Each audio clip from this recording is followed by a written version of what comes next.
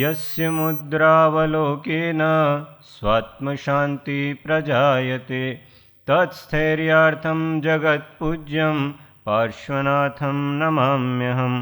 मोक्षमार्गस्य नेतारं भेत्तारं कर्मभुभृतां ज्ञातारं विश्वतत्त्वानां वन्दे तद्गुणलब्धये। अज्ञानतिमिरान्धानां ज्ञानाञ्जनशलाकया चक्षुरुन्मीलितं येन तस्मै श्रीगुरुवे नमः। तस्मै श्रीगुरुवे नमः। मंगलमय मंगलकरन् वीतराग विज्ञान नमो ताहि जाते भये अरिहंतादिमहान्। नमो ताहि जाते भये अरिहंतादिमहान्।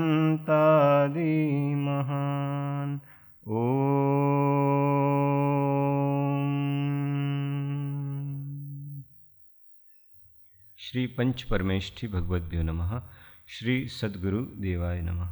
जय सद्गुरु, जय सद्गुरु, जय सद्गुरु, जय सद्गुरु। तत्व चर्चा में तीर्थंकर नाम कर्म के आश्रम में कारणभूत ऐसी 16 कारण भावनाओं का चिंतन चल रहा है। 16 कारण भावनाओं के नाम आज कौन बताएगा? नरेश भैया।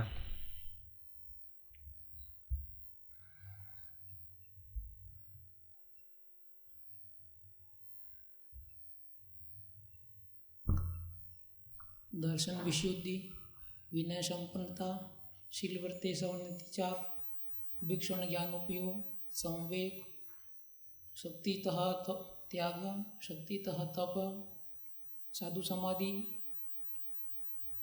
व्यावृत्ति, आचार्य भक्ति, अरहंत भक्ति। पहले अरहंत भक्ति आता है सॉरी, फिर आचार्य भक्ति, बहुश्रुत भक्ति, प्रवचन भक्ति, आवश्यक का परिहानी, मार्ग प्रभावना, प्रवचन वात्सल्य। बहुत सुंदर, बहुत अच्छा।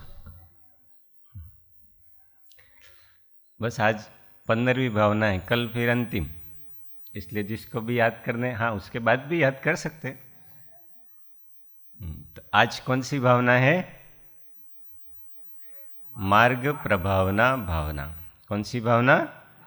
मार्ग प्रभावना भावना। 2 बार भावना आ गया।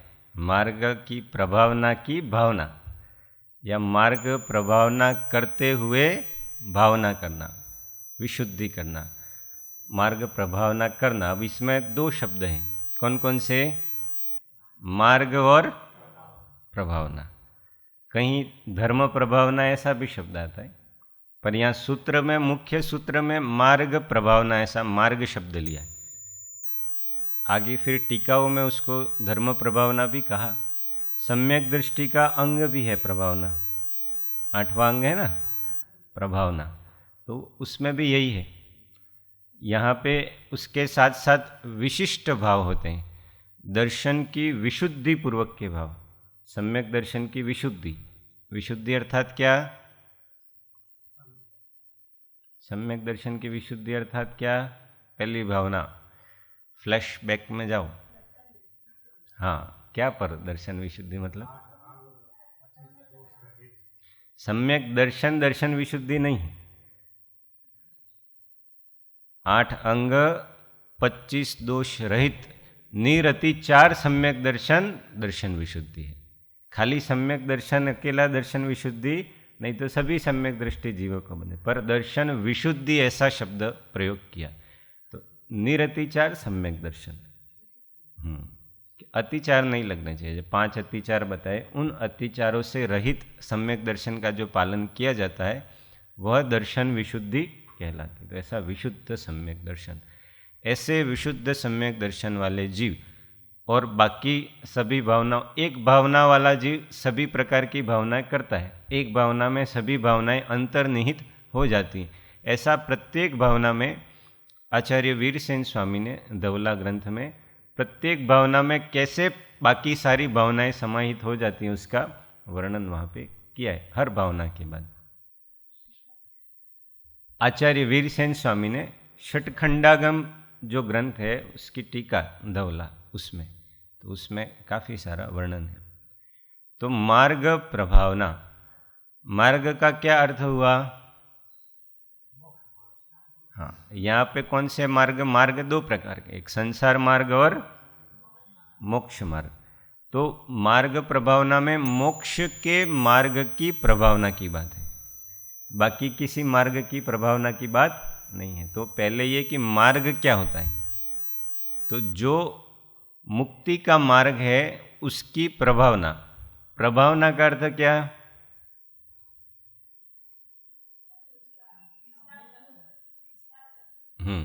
एक अर्थ तो है उसका प्रचार, प्रसार, प्रभावना, लोक में सब जाने। प्रभावना का अर्थ होता है प्रकट करना, उद्योत करना, प्रकाश करना, प्रकाशित करना, ये प्रभावना के अर्थ होते हैं। एक प्रकार प्रभावना का अर्थ होता है प्रकृष्ट प्रकार की भावना, प्रकर्षता के साथ, शुद्धि की प्रकर्षता के साथ भाई हुई भावना, वो भी क्या कहलाती है? प्रभावना। तो मुक्ति के मार्ग का सर्व जगत में उद्योत करना, लोक में प्रकट करना मुक्ति के मार्ग को। अब लोक में मुक्ति के मार्ग को प्रकट करने के लिए पहले अपने भीतर प्रकट करना, वो नहीं। इसलिए ये सब भावनाएं किसकी होती है? सम्यक दृष्टि जीव के, क्योंकि उसने मुक्ति के मार्ग को अपने भीतर प्रकट किया, पहले अपने भीतर। मिथ्या दृष्टि जीवों के 16 भावनाएं नहीं होती, परमार्थ से नहीं होती, भा सकता है, पर वो तीर्थंकर नाम कर्म के आश्रम, क्योंकि तीर्थंकर नाम कर्म का आश्रय सम्यक दर्शन के बाद ही होता है। तो पहले अपने भीतर मोक्ष मार्ग का उद्योत करना, अपने भीतर। अब मोक्ष का मार्ग क्या है? तत्वार्थ सूत्र का पहला सूत्र, सम्यक दर्शन ज्ञान चारित्राणि मोक्ष मार्ग। तो वो सम्यक दर्शन, सम्यक ज्ञान और सम्यक चारित्र, इन तीन का प्रथम पहले अपने भीतर प्रकटीकरण करना। इस रत्नत्रय रूप मार्ग का पहले क्या करना है? अपने आत्मा के भीतर क्या करना है? इसका प्रकटीकरण, प्रकट करना है इसको। पहले यहाँ करेंगे तब जाके बाहर में प्रकट हो पाएगा। तो और सम्यक दर्शन, सम्यक ज्ञान, सम्यक चारित्र, अब ये क्या है? ये सब हम बहुत विस्तार से इसमें पढ़ चुके हैं, समझ चुके हैं। अब कृपालुदेव की भाषा में मार्ग क्या है?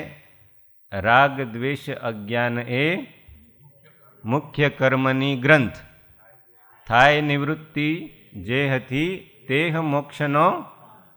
जिस राह से, जिस मार्ग से राग का, द्वेष का और अज्ञान का संपूर्ण प्रकार से नाश हो जाए, वह राह कौन सी है? वह मार्ग कौन सा है? वह पंथ कौन सा है?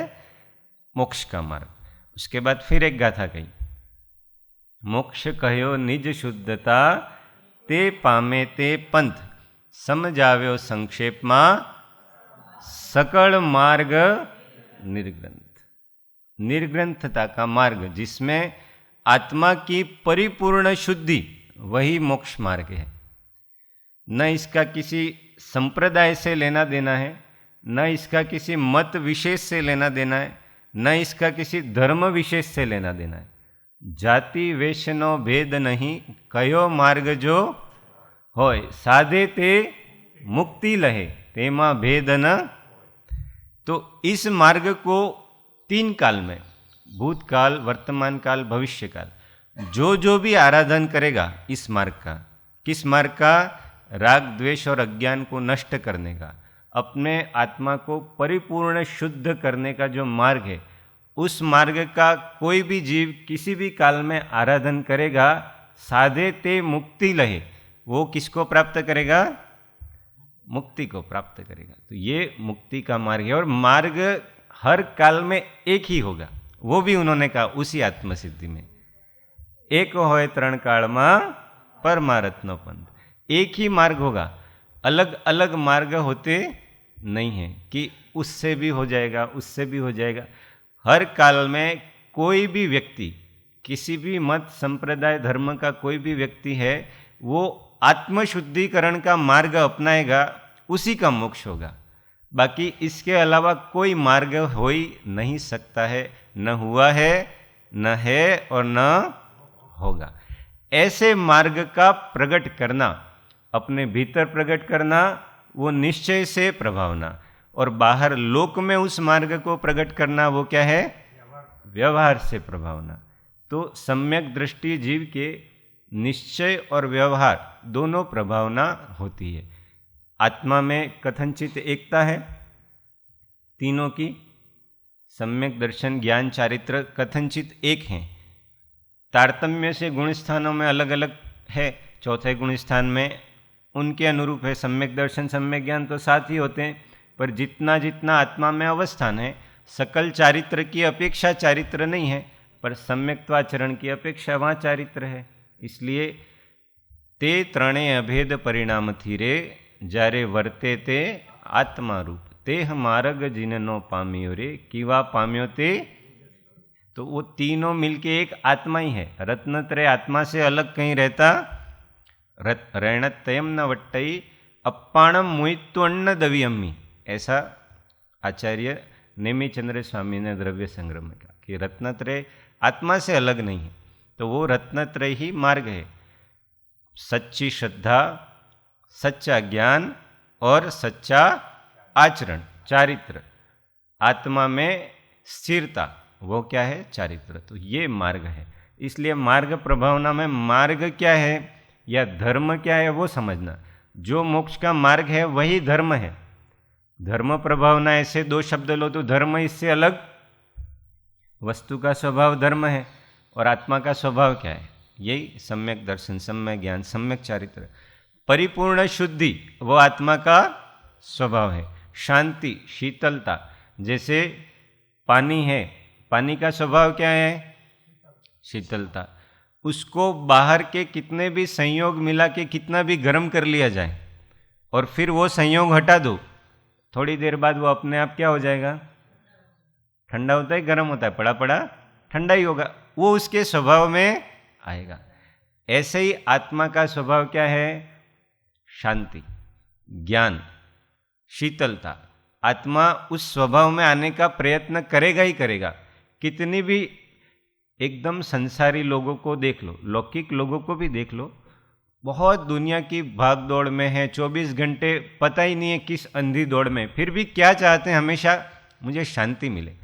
कैसे मिले वो नहीं पता है, कहाँ से मिले वो भी नहीं पता है, कब मिलेगी वो भी नहीं पता है, पर चाहते क्या है? स्वभाव हमेशा खींचता है, अपनी ओर खींचता है। हम इग्नोर करते हैं क्योंकि अनादि से रुचि बाहर में है, संसार में है, और वो भीतर का मार्ग पता ही नहीं है। चाहते हैं सभी सुखी होना, शांति चाहिए सबको कि मैं ऐसा आनंद प्राप्त करूं, ऐसा सुखी हो जाऊं कि जिस सुख का कभी नाश नहीं हो, जो हमेशा रहे, मैं कोई टेंशन कभी रहे ही नहीं, ऐसा सभी चाहते हैं। पर चाहने से क्या होता है? पता होना चाहिए कि ये प्राप्त कैसे होगा। तो जब पता होता है, ऐसे जीव उस मार्ग की खोज में निकल जाते हैं, और जब खोज में निकलते हैं तो क्या होता है? प्राप्त होता है। एम विचारी अंतरे शोधे सद्गुरु योग, काम एक आत्मार्थनु बीजो नहीं।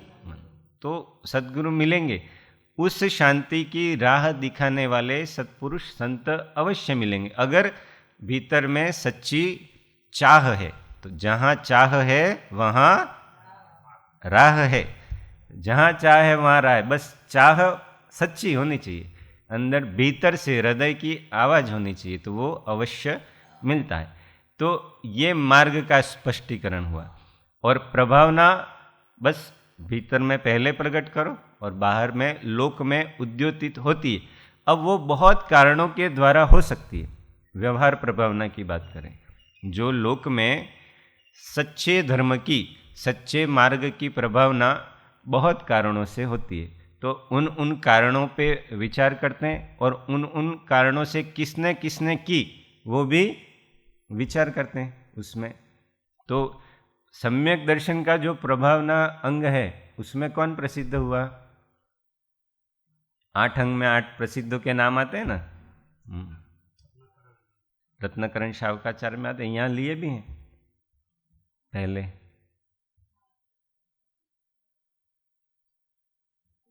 आठ अंग में कौन कौन प्रसिद्ध है બધા નામ નથી ખબર?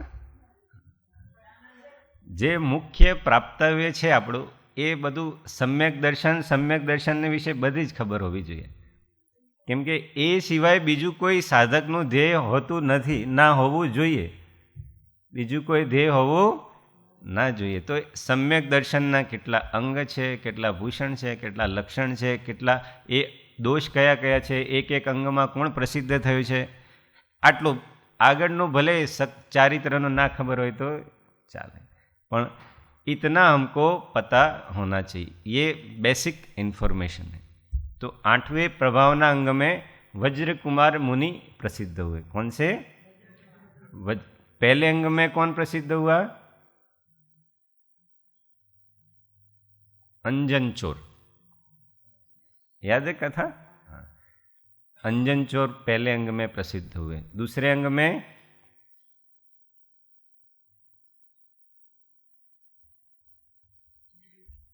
हाँ, निकांक्षित अंग में कौन प्रसिद्ध हुआ? चलिए अब ये कल याद करके आना, मैं आज नहीं बताऊंगा, मैं अभी बताऊंगा तो फिर वो दिमाग पे कुछ ऐसा एक्सरसाइज होगी नहीं, जरा भी एक्सरसाइज नहीं होगी तो याद नहीं रहेगा, फिर एक बार बता देंगे तो फिर वो निकल जाएगा, एक हवा की तरफ पास हो जाएगा। नहीं, अपने आप ढूंढ के आना। रत्नकरण शावकाचार्य सबके पास होगा, स्वाध्याय हॉल में भी है, नहीं होगा तो रिसेप्शन में भी मिल जाएगा। पंथ परम पद में सबके नाम हाँ हो सकते, हाँ तो वहाँ पे भी मिल सकते हैं, जहाँ भी होंगे वहाँ से। हाँ अब 2 मैंने बता दिए, पहले और लास्ट, अब बाकी बीच के 6 बचे, वो नाम मैं कल पूछूंगा। तो यहाँ पे अपने प्रभावनांग की चर्चा हो रही है, वज्र कुमार मुनि। अब आगे का पूरा सेशन हम कथा कहानियाँ करेंगे कि कैसे कैसे कैसे कैसे किसमें कैसे विशिष्ट प्रभावना हो सकती है। तो प्रभावना कैसे कैसे होती है, तो आचार्यों ने बहुत सारे कारण बताए इसमें, कि पहला तो है धर्म कथा के व्याख्यान से, फिर दूसरा बताया उग्र तपश्चर्या करके को मार्ग की प्रभावना करते हैं, शास्त्रार्थ करके ज्ञान बल विद्या बल से शास्त्रार्थ करके करते हैं, फिर पंच कल्याणक आदि महोत्सवों से, ऐसे बड़े बड़े महोत्सव होते हैं उससे, फिर अष्टांग निमित्त ज्ञान से, निमित्त ज्ञान मतलब होते हैं ना एकदम, कुछ कुछ निमित्त ज्ञान कृपाणु देव को भी था, तो ऐसे निमित्त ज्ञानी जीव होते तो उनके कारण भी धर्म की प्रभावना होती है। फिर चमत्कार से, मंत्र आदि के चमत्कार के फलस्वरूप, अपने विषापहार स्तोत्र की कथा सुनी थी कि कैसे वो विष उतर जाता है बालक का, उनकी पत्नी मंदिर के सामने लाके रख देती है, तो बहुत बड़ी धर्म प्रभावना हुई इससे।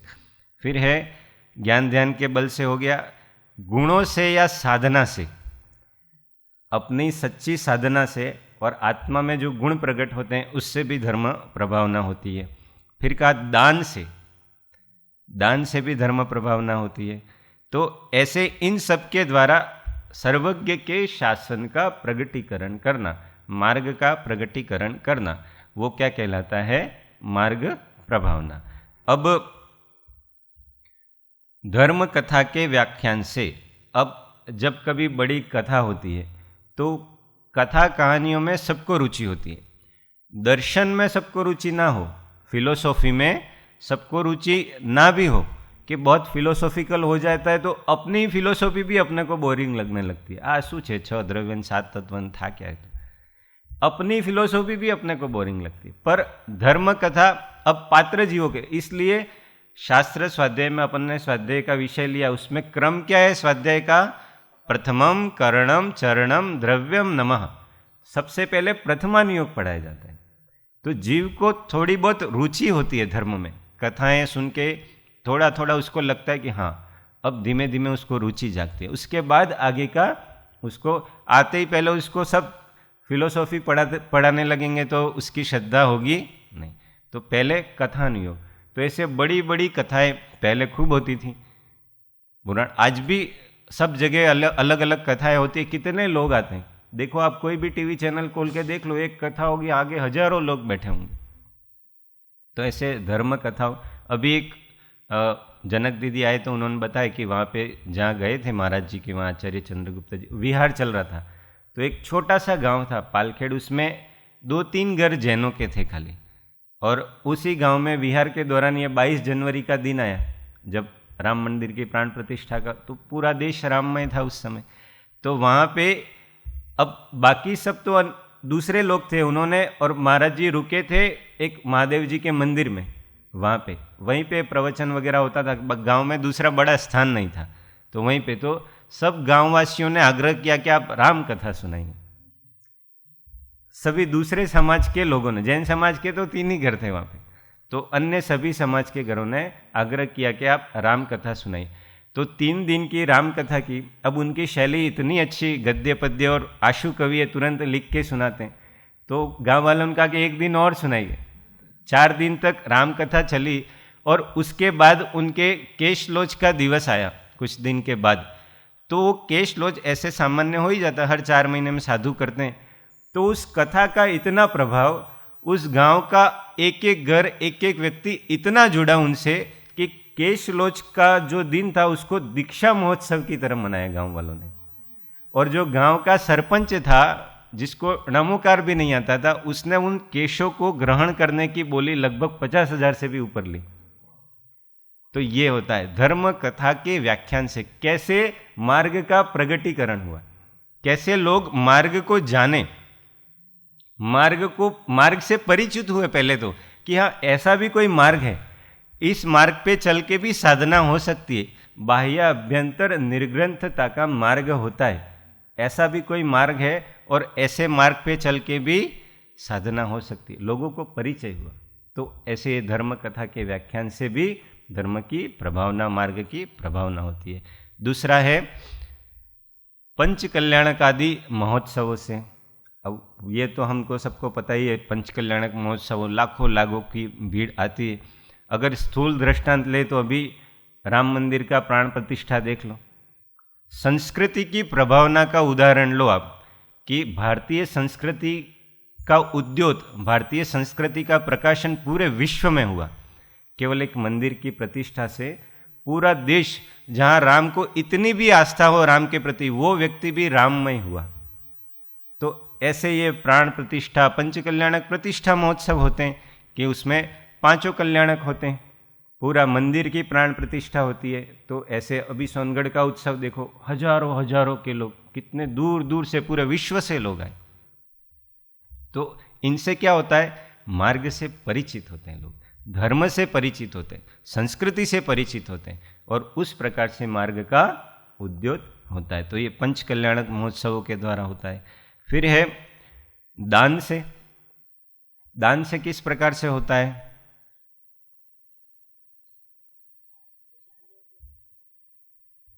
कहीं दीक्षा लेते हैं, कोई अरबपति होते हैं, बहुत पैसा होता है, जब दीक्षा लेते हैं तो इतना जितना होता है वो सब दान करते। तो वो देखना, जब ऐसा होगा तो वो समाचार कुछ दिनों तक पूरे देश में रहेगा, कि जिनको नहीं पता है कि ऐसा भी कोई मार्ग है या इस प्रकार भी कोई कर सकता है, तो वो चर्चा रहती है दिनों तक। लोगों को परिचय होता है कि ऐसा भी हो सकता है क्या, एक परिवार के 4 सदस्य, इतना अरबपति परिवार, और पूरा सब कुछ चतुर्विद संघ के लिए या समाज सेवा के लिए दान देके दीक्षा ले लें, सकल दान किया। ये दान से मार्ग की प्रभावना। भामाशाह थे, जैन थे, उनको क्यों जानते हैं? दान के कारण। भामाशाह को क्यों जानते हैं? देश के लिए अपना सर्वस्व अर्पण कर दिया, तब जाना कि ये कौन है, अरे ये तो जैन बंधु हैं। संस्कृति की प्रभावना की, धर्म की प्रभावना की, मार्ग की प्रभावना की। तो ऐसे दान आदि के द्वारा भी प्रभावना होती है। फिर है शास्त्रार्थ के द्वारा। शास्त्रार्थ के द्वारा कोई उदाहरण याद आता है?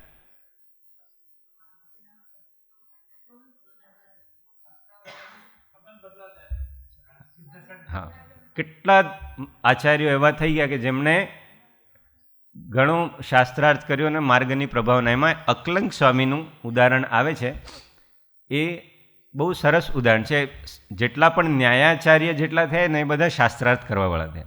સમંતભદ્રાચાર્ય તો ઘણા શાસ્ત્રાર્થ કર્યા. તો અકલંક સ્વામી, અકલંક નિકલંક એવા બે ભાઈ હતા. दो भाई थे. तो विनोद में ही जब छोटे थे तो अष्टानिका पर्व चल रहा था, तो उनके माता पिता मंदिर गए दर्शन करने के लिए. वहाँ साधु विराजमान थे. तो उन्होंने माता पिता ने अष्टानिका पर्यंत ब्रह्मचर्य का व्रत लिया. तो दोनों छोटे थे, तो उन्होंने भी पूछा कि ये क्या होता है, हम भी ले सकते हैं क्या? तो उन्होंने कहा हाँ तुम भी ले लो. तो हाँ, हमको जीवन भर के लिए ब्रह्मचर्य, ऐसा हास्य विनोद में. बच्चे थे, पता नहीं. तो महाराज जी ने कह दिया तथास्तु, धर्म वृद्धि रस्तु. जब बड़े हुए, विवाह का समय आया, माता पिता विवाह की तैयारी करने लगे. दोनों ने कहा हमारे तो ब्रह्मचर्य आजीवन. तो उन्होंने कहा वो तो ऐसे ही हास्य विनोद में लिया, किसी भी प्रकार से लिया, हम तो ऐसा ही मान रहे कि हमारा आजीवन ब्रह्मचर्य, हम विवाह नहीं करेंगे. वो फिर पढ़ाई में लग गए, स्वयं पढ़ा, गुरुकुलों में पढ़ा, बहुत शास्त्रों का अध्ययन कर लिया.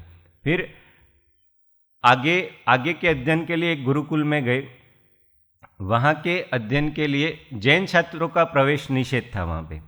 तो फिर भी अब उनको वो पढ़ना था और जैन छात्रों का प्रवेश निषेध था, तो नाम वगैरह बदल के वहाँ पे गए. उस समय बौद्ध धर्म का बहुत प्रभाव था. हुआ क्या, महात्मा बुद्ध के जाने के बाद कुछ वर्षों बाद बौद्ध धर्म में बहुत सारी विसंगति आई. तो बुद्ध का जो सत्य, प्रेम और करुणा, इसका जो उपदेश था मुख्य रूप से, वो धीमे धीमे नष्ट हो गया. अहिंसा कहीं रही नहीं. आहार आदि में भी हिंसा का उपयोग होने लगा. और अपने धर्म के प्रचार में किसी भी हद तक चले जाना, ये हो गया. ये बुद्ध के जाने के बहुत समय बाद ये बहुत सारी विसंगतियाँ आ गई. इसलिए वो धर्म भारत में नहीं रह पाया. आज देखो तो अधिकांश बौद्ध धर्म कहाँ है, जापान, थाईलैंड, चाइना, वहाँ, और शुद्ध रूप से सब मांसाहारी. तो अहिंसा, करुणा, अब जब जिसके हृदय में करुणा हो वो इस प्रकार का वर्तन कर ही नहीं सकता. तो वो धीमे धीमे नष्ट उस तभी से होने लग गया. तो उस गुरुकुल में उनका प्रवेश निषेध पर नाम वगैरह बदल के जैसे तैसे वो दोनों घुस गए पढ़ने के लिए. अब वहाँ पे पढ़ते एक बार एक जो पढ़ा रहे थे वो सप्तभंगी जैन न्याय को पढ़ा रहे थे आचार्य. तो पढ़ाते कुछ भूल गए. तो बच्चों को कहा कि मैं कुछ देख के आता हूँ. वो देखने गए, इतने में अकलंग निकलंग ने बोर्ड पे जो भूल गए थे वो सब लिख दिया. बच्चे थे इसलिए लिख दिया. अब वो आचार्य आए, उन्होंने देखा कि ये पाठ तो मैंने यहाँ कभी पढ़ाया नहीं है, बच्चों को आ सकता नहीं है क्योंकि न्याय का विषय है. तो उनको लगा कि कोई न कोई बच्चा जरूर इसमें ऐसा है जो ये पढ़ के आया है. तो परीक्षा करने के बहुत सारी युक्तियाँ की, वो बहुत सारा लंबी कथा है. फिर अंतिम परीक्षा ऐसी की कि वहाँ पे चोरों का आक्रमण हो गया है, शत्रु का आक्रमण हो गया है. ऐसे रात में आधी नींद में सबको जगाया. तो सारे बच्चे एक मुद्रा बना के बैठते हैं, तो उसमें बैठे और ये दोनों नमोकार का पाठ करने लगे. तो वहाँ समझ में आ गया कि ये दो बच्चे हैं. वो उनको पकड़ा, फिर उनको कैद में ले लिया, उनको काल कोठरी में डाला. उनको कहा कि आप अमुक शर्तें रखिए, आप ये स्वीकार करो तो ही छोड़ेंगे. पर उन्होंने वो सब स्वीकार नहीं किया. फिर वो कैद में रखा तो वहाँ से भाग गए. दोनों भागे और भागते फिर सैनिक पीछा करने लगे उनका. तो समझ में आया कि दोनों को समझ में आया कि शायद अब हमारे प्राण संकट में है. तो जो निकलंग था उसने कहा, छोटा भाई था, कि आप चले जाओ, आप एक पाठी हो, मैं दो पाठी हूँ. मुझे 2 बार पढ़ने से याद होता है, आपको 1 बार पढ़ने से याद होता है. आप चले जाओगे तो आपके कारण भविष्य में मार्ग की बहुत प्रभावना होगी. आप युग प्रधान आचार्य बन सकते हैं. दोनों में से एक को जीवित रहना है. तो दोनों का बहुत आपस में बात होती है कि तुम जाओ.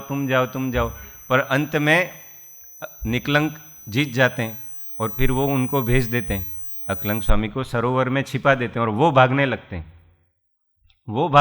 हैं. तो रास्ते में एक धोबी मिलता है. तो धोबी भी कहता है कि ये धूल की आवाज़, ऐसी आवाज़ कैसी है? तो उसने कहा कि शत्रु हमारे पीछे हैं. तो अब वो भागने लगा ऐसे करके, तो धोबिन सोचा कि शत्रु मुझे भी मार डालेंगे, तो वो भी भागने लगा वस्त्र वस्त्र सब फेंक के। सैनिकों को लगा कि ये वो दोनों विद्यार्थी हैं, तो अंत में सैनिकों ने उन दोनों को पकड़ लिया और उन दोनों को मृत्यु दंड दिया। तो इस प्रकार से वहाँ छोटा भाई था, अपने बड़े भाई के लिए, शासन के लिए, मार्ग के लिए बलिदान दिया, धर्म के लिए बलिदान दिया। फिर अकलंग स्वामी आगे गए, अपनी शिक्षा पूरी की और सर्वसंग परित्याग करके एक बड़े आचार्य हुए। फिर विहार करते करते करते मान्यखेट नाम के एक नगर में आए, वो रुके। वहाँ पे हिम शीतल राजा था उस नगर का, हिम शीतल राजा, मदन सुंदरी उसकी रानी।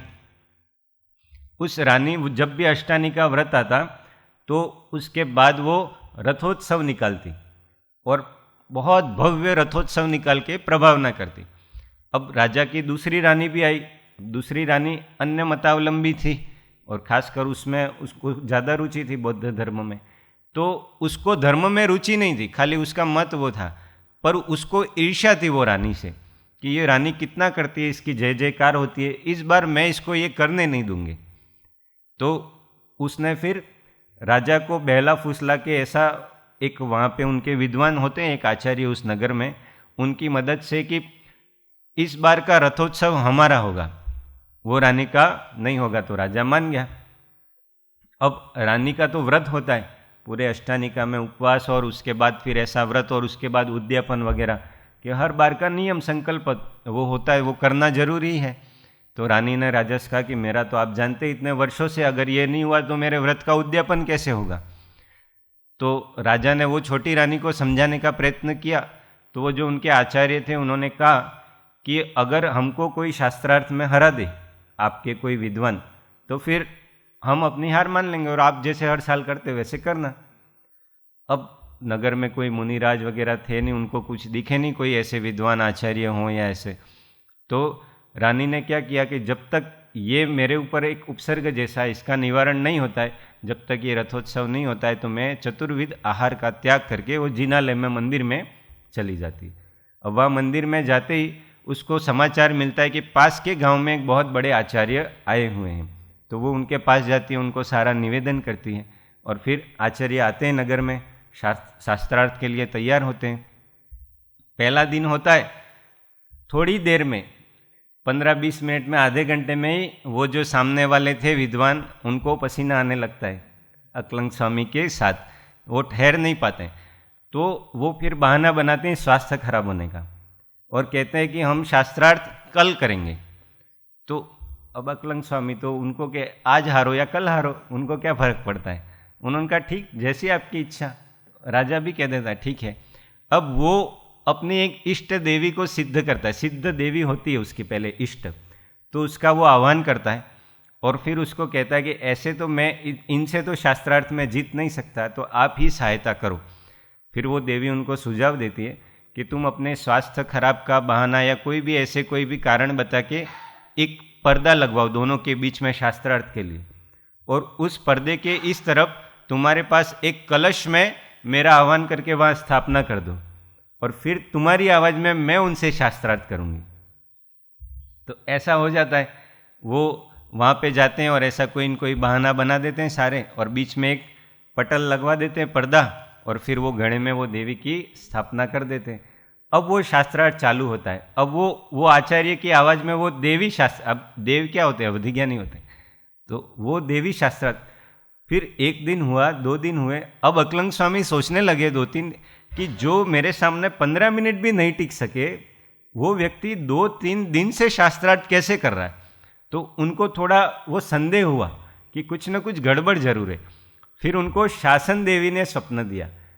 शासन देवी का आसन कंपायमान होता है उनकी जब भी बड़े बड़े आचार्य वगैरह होते हैं, उनको कोई शंका होती है, ऐसा कुछ होता है, तो तुरंत शासन रक्षक, क्योंकि वो ऐसे थे युग प्रधान आचार्य, इतनी आत्मा की विशुद्धि वाले, शासन देवी उनको आके सब कुछ बताती है।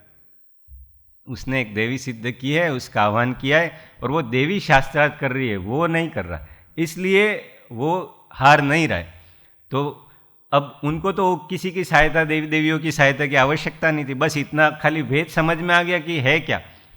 तो फिर उन्होंने अगले दिन गए शास्त्रार्थ में, और फिर शास्त्रार्थ चालू हुआ और फिर उन्होंने क्या किया, शास्त्रार्थ चलते चलते वो बीच का पर्दा फाड़ दिया।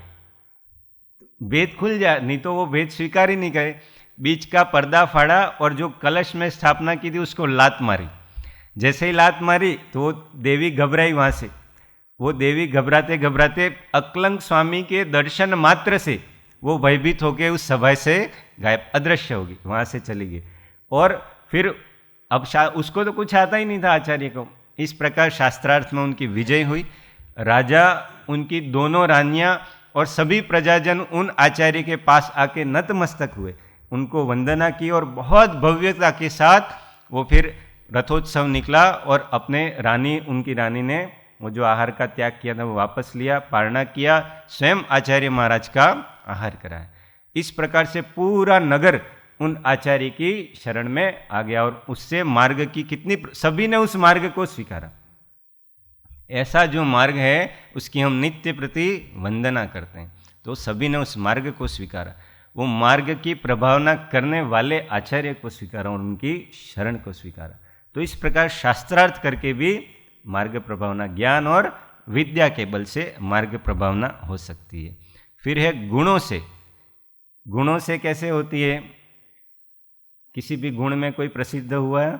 बहुत सारे, एक एक अहिंसा आदि 5 व्रतों में सब प्रसिद्ध होने की कथाएं हैं, बहुत सारी कथाएं आती हैं। सुदर्शन सेठ की कथा आती है, पुण्य श्रावक की कथा आती है। कितनी एक एक गुण में ये सब प्रसिद्ध हुए, तो कितना उनको उसमें ब्रह्मचर्य शील में नीली रानी की, नीली महासती की कथा आती है कि वो एक रानी होती है, राजकुमारी होती है नीली सती, या सेठ, जिनदत्त सेठ की पुत्री, सेठ पुत्री होती है, रानी नहीं, सेठ पुत्री होती है। तो उसकी धर्म में रुचि वगैरह देख के उसकी जब उस एक अन्य विधर्मी व्यक्ति उस पर आसक्त हो जाता है, तो अब उसका प्रण उसके पिता का ऐसा ही था कि कोई धर्मी जीव होगा, सम्यक दृष्टि जीव होगा, उसी से पुत्री का विवाह कराऊंगा। अब वो पिता पुत्र जो दूसरे विधर्मी थे, उन्होंने सोचा कि हमको तो धर्म कर्म से कोई लेना देना है नहीं, पर इससे विवाह करना है। तो बहरूपीय बने वो दोनों, हम बहुत धार्मिक है ऐसा अभिनय करने लगे, और ऐसे अभिनय से उसके पिता को प्रभावित कर दिया। और पिता को प्रभावित किया, पिता भी समझा कि सम्यक दृष्टि जीव है, इतनी धर्म रुचि इस काल में किसको होती है, ऐसा करके और फिर अपनी पुत्री का विवाह उसके साथ कर दिया। पुत्री ने भी समझा कि इतना धार्मिक जीव है, मुझे भी साधना करने में सहायक होगा। तो अब जैसे ही विवाह हो गया तो उन्होंने अपना असली रूप दिखाया और तरह तरह के शोषण करने लगे, अत्याचार करने लगे उस पर। अब उसने विवाह कर लिया, इसलिए सती तो सती, पर पुरुष का तो चिंतन भी नहीं करते। जो महासती होती हैं ऐसी शीलवान नारियाँ, स्वप्न में भी, सीता माता की कथा हमने सुनी थी, कितनी प्रभावना हुई उनके एक सतीत्व गुण के कारण। पूरी परीक्षा वगैरह हमने राम कथा में अच्छे से सुना था उसको। तो अब उसकी जो ननद होती है वो उसके इस आचरण से, शील से, कि इतना कर रहे हैं तो भी ये कितनी सौम्य मूर्ति जैसी हो, तो उसको ईर्ष्या हुई। तो उसने उस पर व्याभिचारिणी ऐसा आरोप लगाया कि ये तो व्याभिचारिणी है, व्यभिचार करती है, इसका चरित्र अच्छा नहीं है। ऐसे पूरे नगर में उसका वर्णवाद कर दिया। अब अवर्णवाद से क्षुब्ध होकर उसने जिनालय में जाके प्रतिज्ञा ली, मंदिर में जाके, कि जब तक मेरा ये अवर्णवाद दूर नहीं होता है तब तक मेरा सभी प्रकार के आहार का त्याग है और मैं इस मंदिर से बाहर नहीं जाऊंगी, क्योंकि ये बहुत बड़ा कलंक है शीलवती स्त्री के लिए। तो अब जो शासन देव होता है, नगर देवता, उसने क्या किया, नगर के चारों दरवाजे किलित कर दिए, बंद कर दिए। न कोई नगर से बाहर आ सकता है और न कोई नगर के अंदर जा सकता है। और जो राजा था उसको स्वप्न दे दिया, आकाशवाणी कर दी कि किसी महाशीलवान नारी के पैर के स्पर्श से ही ये दरवाजे खुलेंगे। अब ऐसी राजाज्ञा निकल गई कि भाई कोई जो भी शीलवती स्त्री होगी उसके पैर के स्पर्श से ही इसके दरवाजे खुलेंगे। तो सुबह होते ही लाइन लग गई, पूरे नगर की जितनी स्त्रियां थी सभी की लाइन, सभी का नंबर आया कि हर कोई अपने पैर का स्पर्श। पर हुआ क्या, पूरा दिन हो गया, किसी के भी पैर के स्पर्श से दरवाजे नहीं खुले। अब सारी स्त्रियां, राजा भी चिंता में, सब चिंता में। तब फिर किसी ने बताया कि एक स्त्री बाकी है और वो मंदिर में उसकी संकल्प के साथ है कि जब तक उसका ऐसा उसका जो तो राजन का वो तो व्यभिचारिणी है, वो कहाँ से, ये तो सती स्त्री होनी चाहिए। तो फिर राजा को बताया कि उसने ऐसा त्याग किया है कि जब तक मेरे सतीत्व पे लगा हुआ ये कलंक दूर नहीं होता है तब तक मैं आहार ग्रहण नहीं करूँगी, उसकी ऐसी प्रतिज्ञा है। तो उसको लाया गया। जैसे ही वो वहाँ पे समीप पहुँची दरवाजे के, सारे दरवाजे खुल गए। जैसे ही सारे दरवाजे खुल गए, पुष्प वृष्टि हुई, देवों ने पुष्प वृष्टि की और वहाँ पे पूरे नगरवासियों ने उनसे क्षमा याचना की, राजा ने स्वयं क्षमा याचना की और पूरा नगर उसके चरणों में गिरा। एक गुण, शील गुण के पालन करने के बाद कारण कितनी मार्ग की प्रभावना हुई, कितनी धर्म की प्रभावना है। ऐसे ही यमपाल चांडाल की कथा आती है, उसने 14 को अहिंसा का नियम लिया था और किसी कारणवश राजा का पुत्र दोषी पाया और उसको मृत्युदंड देना 14 के दिन ही।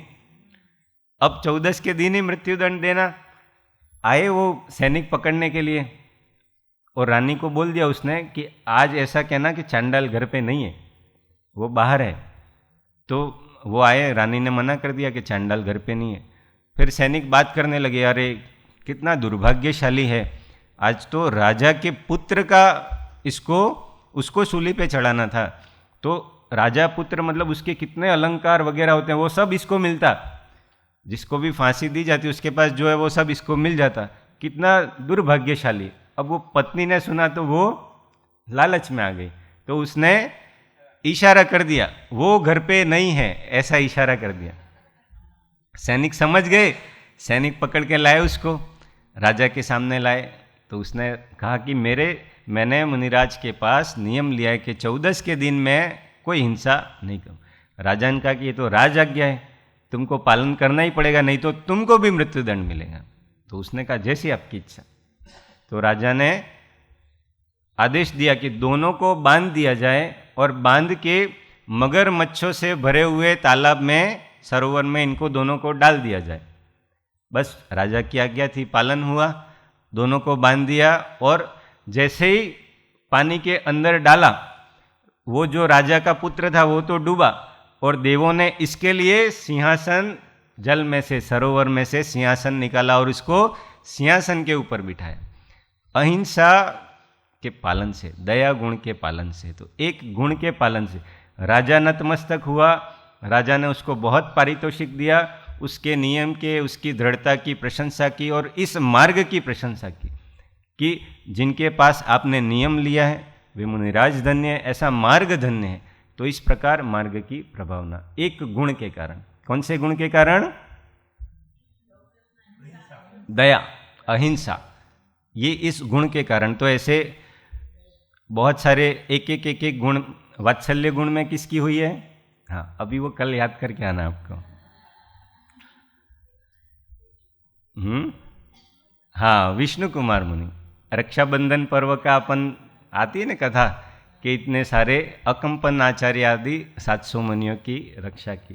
तो हाँ, तो उनके माध्यम से कितनी वात्सल्य गुण की, फिर बहुत सारे सम्यक दृष्टि के सारे गुण हम ले सकते हैं। तो एक एक गुण का पालन करने से कितनी धर्म, तो हमने देखा धर्म कथा के व्याख्यान से हुई, फिर शास्त्रार्थ ज्ञान विद्या बल से हुई, दान से हुई, गुणों से हुई, अपनी साधना से हुई और चमत्कार से। चमत्कार से कैसे होती है? हाँ, वो उनका विद्या बल, चमत्कार भी कह सकते हैं। मांगतुंग स्वामी का एक अकबर के राज्य में शासन काल में दक्षिण भारत में एक उस समय 500 वर्ष पहले एक विद्यासागर जी मुनिराज हुए, अकबर के शासन काल में 500 वर्ष पहले। तो उस समय अकबर ने एक ऐसा आदेश जारी किया कि जिस संप्रदाय का व्यक्ति कोई बहुत बड़ा चमत्कार दिखाएगा, जिस धर्म का कोई व्यक्ति, उसके धर्म को कोई हानि नहीं पहुंचाई जाएगी, उसके आयतनों को कोई हानि नहीं पहुंचाई जाएगी, ऐसा करके। और जो नहीं कर पाया उस पर बहुत अत्याचार होगा, उसका सब विनाश कर दिया जाएगा। अब वहाँ के सारे सब चिंतित हुए, जितने भी श्रावक थे सब चिंतित हुए। उत्तर भारत में उस समय कोई मुगलों का राज था, इसलिए कोई साधु नहीं थे जो साधु इक्के दुक्के थे वो कहाँ थे? दक्षिण भारत में।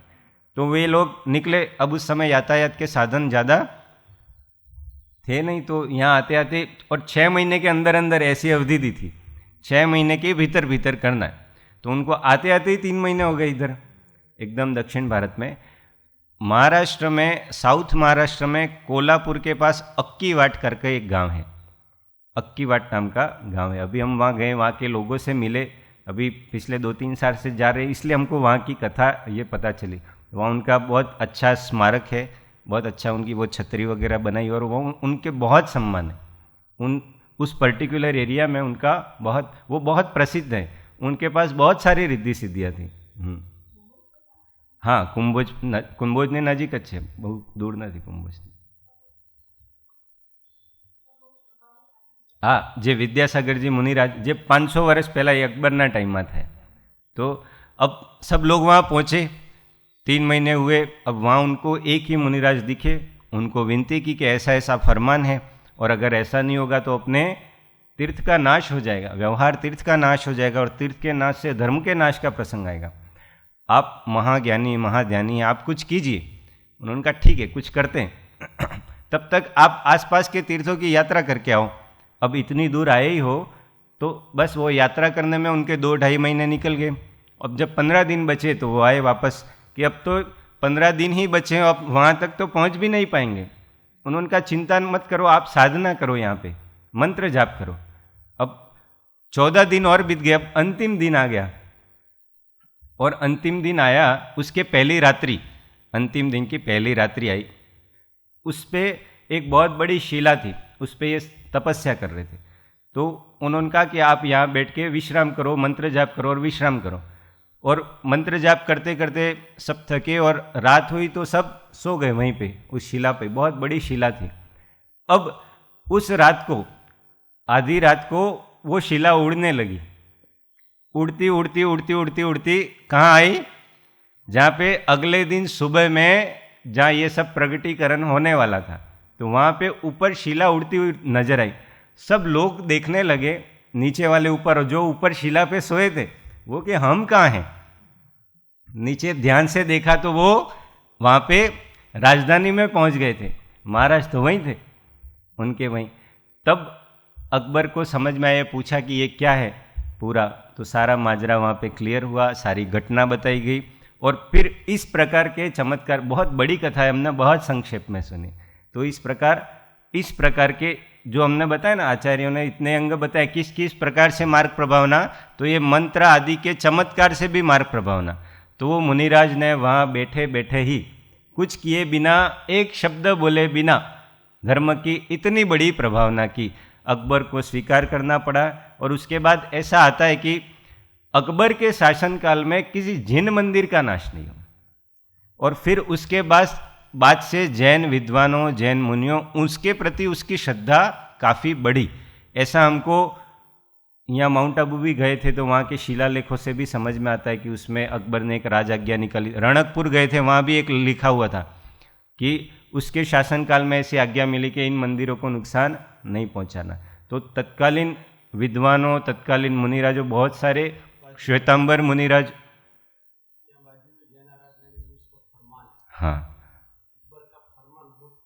हाँ, म्यूजियम में मूक्યું છે, અકબરનું ફરમાન છે કે हाँ, जैन मंदिरों ने नुकसान नहीं पहुंचाऊ। तो बहुत सारे श्वेतांबर मुनिराजों का भी अकबर के साथ बहुत समागम हुआ और अकबर उनसे भी बहुत प्रभावित हुआ। बनारसी दास जी तो थे। तो ऐसे बहुत सारे विद्वानों से कि उस घटना के बाद उसके अंदर से वो अहोभाव तो जागृत हुआ। तो इस प्रकार से ये मार्ग प्रभावना, व्यवहार मार्ग प्रभावना समझी। निश्चय मार्ग प्रभावना हमने जैसे पहले चर्चा की कि प्रथम अपने भीतर उस मार्ग का, रत्नत्रय रूप मार्ग का, सम्यक दर्शन ज्ञान चारित्र रूप मार्ग का उद्योत प्रथम अपने भीतर करना है, वो परमार्थ से प्रभावना है। और उसके बाद ये सब ऑटोमेटिक होता है। साधना से प्रभावना तो स्वयं सभी तीर्थंकरों ने करके बताई। महावीर स्वामी ने मौन रह के मात्र अपनी साधना की और कितनी प्रभावना हुई, अरबों अरबों लोग जुड़े, असंख्यात लोग जुड़े उनके साथ और धर्म की शरण को स्वीकार किया। तो ऐसे स्वयं अपनी शुद्धि, स्वयं अपनी साधना से भी बहुत प्रभावना होती है। और जो कीर्ति की इच्छा से मुझे लोग जाने, इस इच्छा से कोई भी इनमें से एक भी कारण का सेवन करता है तो निश्चय से परमार्थ से वो प्रभावना नहीं है, वो अपने साथ ही छल करता है।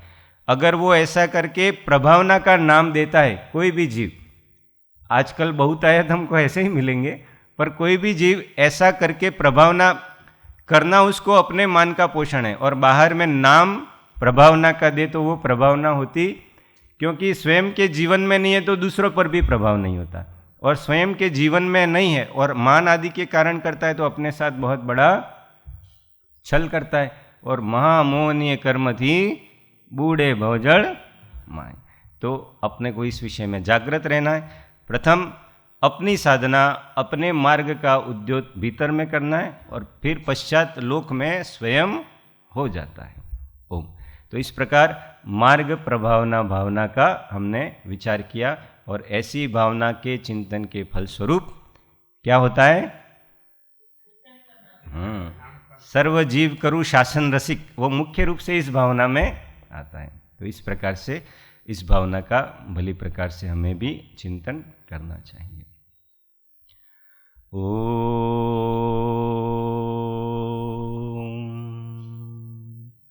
श्रमणो जिनो तीर्थंकरो ए रीत सेवी मार्गने सिद्धि वर्या नमुते मने निर्वाण नाते मार्गने सिद्धि वर्या नमुते मने निर्वाण नाते मार्गने।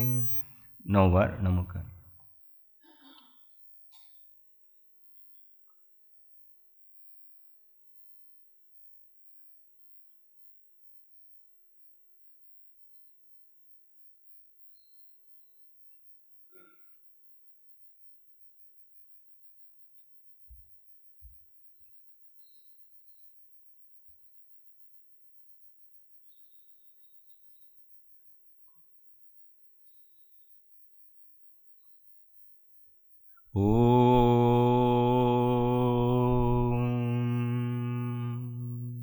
बोलो द्वादशांग जिनवाणी माता की जय। सद्गुरु देव की जय। परम कृपालु देव की जय। सब संतन की जय। सद्गुरु वंदन। जय सद्गुरु।